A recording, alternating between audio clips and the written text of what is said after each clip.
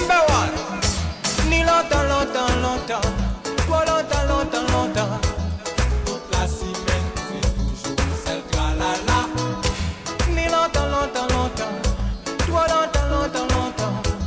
Si moi pas ouké, moi pas ouké, mon Bonsoir à tous, bienvenue dans notre édition régionale. Voici nos principaux titres. Plusieurs communes Mais tout d'abord, ce rendez-vous que la rédaction vous donne juste après le journal, ce sera aux alentours de 20h10. Notre débat aborde ce soir la question des soins en Guadeloupe. On en parle qui vous sera présenté par Jackie Massico, accueillera plusieurs invités sur son grand plateau pour éviter cette question de la prise en charge médicale en Guadeloupe. Alors Eddy Nedelkowski, la santé c'est bien évidemment un thème qui préoccupe les Guadeloupéens. En bref, c'est 2 accidents domestiques. Un enfant de 4 ans est tombé ce week-end dans la piscine familiale aux Abîmes. Ses parents l'ont trouvé inanimé au fond du bassin. Conduit dans un état grave au centre hospitalier de Pointe-à-Pitre, le petit garçon a été par la suite transféré vers Fort-de-France dans un service spécialisé. Ses parents doivent être entendus par la brigade des mineurs du commissariat pour s'expliquer sur les circonstances de l'accident. Même scénario également hier matin, toujours aux Abîmes. Un autre garçonnet est tombé dans une piscine privée. Il a été secouru aussitôt par ses proches et placé en observation au CHU. Son état n'est pas inquiétant. Les employés de la société Tom Garnier, spécialisés dans le ramassage des ordures ménagères, sont toujours en grève. Un conflit qui a débuté voilà 8 jours et qui pénalise plusieurs communes, Bouillante, Capesterre-Belle-Eau ou encore Bémao. Face au risque d'insalubrité, cette dernière a pris des dispositions. Elle a fait appel à une autre société privée pour nettoyer les quartiers. Le reportage d'Eddy Golapcan et de Ronnie Maletti. La politique, François Hollande a achevé sa visite en Outre-mer ce soir par un déplacement éclair en Guyane. Le candidat socialiste à la présidentielle s'est présenté comme le candidat de l'espérance lucide. Là aussi, il a enchaîné les rencontres avec les élus et les socio-professionnels du département. Le reportage de nos confrères de Guyane Première. Hélène Christophe Vainqueur veut redynamiser sa commune Trois-Rivières. Hier, elle a invité le président de région sur le terrain. Le dossier de l'aménagement du carrefour de Sapoti a été validé. Il prévoit la construction du futur centre d'intervention du SDIS. Par ailleurs, le maire souhaite obtenir un accord de principe pour la liaison Trois-Rivières-Gourbert. Les précisions de Thierry Philippe.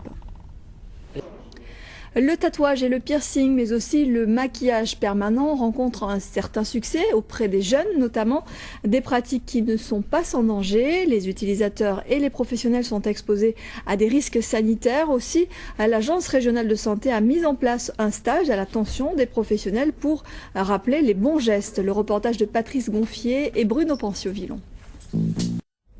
Et les compétitrices sont attendues en Guadeloupe où elles prendront part à la 3e édition du tournoi international de tennis féminin du Gosier, où l'américaine que vous venez de voir, Yasmin Schnack, sera en principe la favorite de cette compétition. Retour à présent sur la 4e manche du championnat de scooter des mers qui se courait hier à Marie-Galante. Vincent Caram a remporté l'épreuve.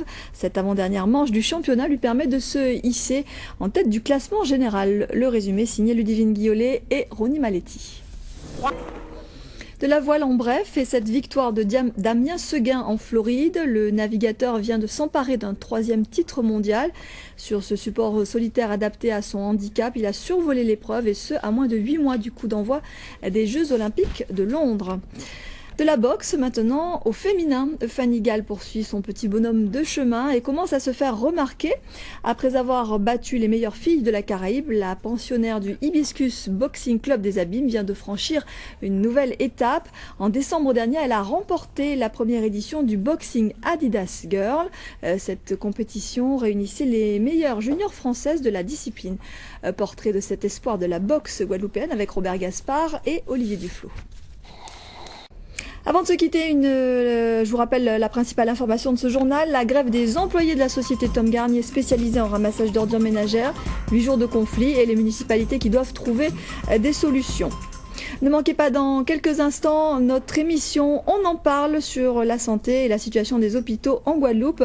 Vous pouvez réagir en envoyant vos SMS au 97 000 en faisant précéder votre texte du mot parle. Demain à 13h, ce sera Eric Rayapin. Nous on se donne rendez-vous à 19h30. Très belle soirée. Moi, Catherine, toute la semaine, toujours qu'à attendre les boulangers.